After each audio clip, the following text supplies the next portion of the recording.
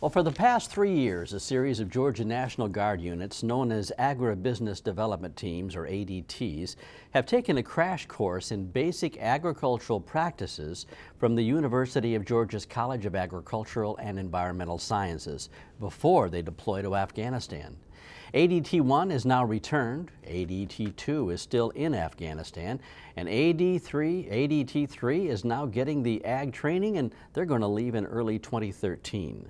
Their mission, as with the other two teams, is to help the Afghans revitalize their agricultural industry by using sustainable and culturally appropriate projects. ADT-3 is made up of 48 members. Nearly 20 are soldiers, deploying as part of the Augusta-based 201st Regional Support Group. The rest are made up of security, interpreters, and leadership members. It all begins with vigorous classroom training, and then it's off to the fields to get some hands-on experience in a number of areas, including aviary, horticulture, and poultry. This week we're going to be doing some real basic agricultural training for this group. Some of these soldiers have a little bit of agricultural background. Some of them grew up on a farm or may have had some experiences in agricultural business, but some of them have no agricultural background at all. So we're giving a very, very basic agricultural training. It's a very intense week. We hit them with a lot of different things, from livestock to row crops to horticultural crops, and try to give them a basic knowledge of agriculture. I think it's intense, but it's more generalized, focused. I mean, we're not going to leave here being agricultural experts by any means. Get a good flavor of a lot of different areas, and that will definitely help when we get overseas. During the training, Guardsmen also received a briefing from the currently deployed soldiers of ADT-2 via a web video conference. And they heard from ADT-1 retired commander, Colonel Bill Williams. I was fortunate that I helped tailor the original training because I went to the University of Georgia and asked them for their assistance. Dr. Brown and his team did a very good job of staying in contact with us while we were in Afghanistan. We sent information back on what was successful in the training that they had done for us, and we showed them some things they could tweak. Overall, the foundation is excellent.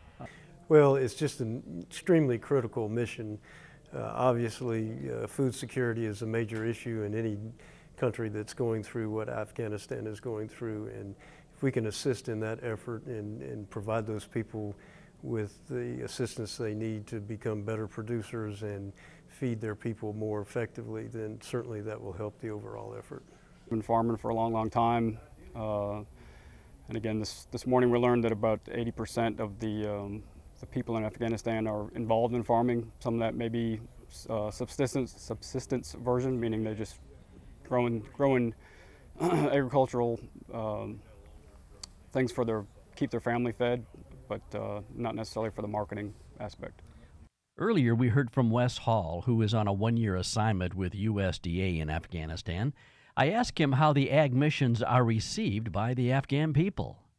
It depends on the approach you take, certainly, but I've found them to be extremely receptive. I generally try to leave myself open to questions from them, and typically they want to know, how do we do things, and they firmly believe that there are better ways to do some of the activities that they're involved with, but it's just a very limited scope. It's almost going back to biblical times, and so we keep it in perspective, but we are making some very good progress. And what advice is Colonel Beach getting from the first two ADT commanders? One is patience, working with the Afghans.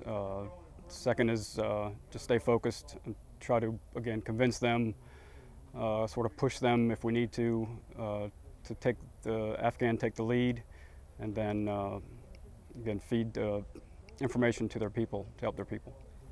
Of course, we will follow up with them after they're deployed even. We hope to be a source of information for them when they run into problems and need some type of technical assistance. And by the way, Paul, 8 members of the original ADT-1 team, well, they're going to deploy a second time with ADT-3, which obviously is going to help them out a great deal. It sure should.